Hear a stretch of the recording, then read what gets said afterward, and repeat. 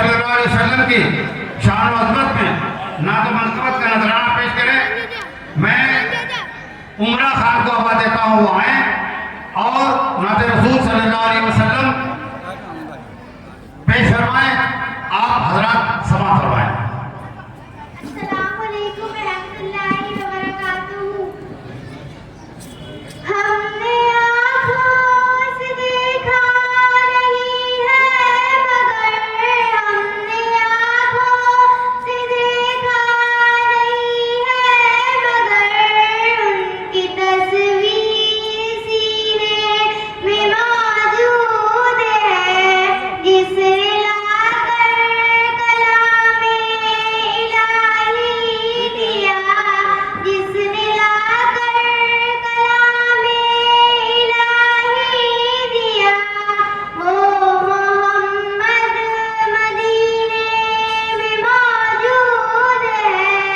हमने आँखों से देखा नहीं है मगर उनकी तस्वीर सीने में मौजूद है। फूल खिलते हैं पर के सल्लेला, फूल खिलते हैं पर के सल्लेला।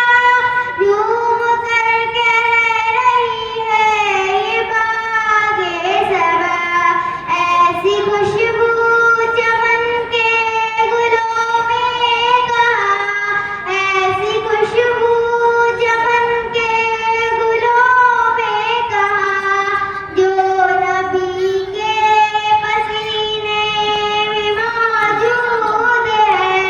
हमने आँखों से देखा नहीं है मगर उनकी तस्वीर सीने में मौजूद है, जिसने लाकर कलामे इलाही दिया, जिसने लाकर कलामे इलाही दिया।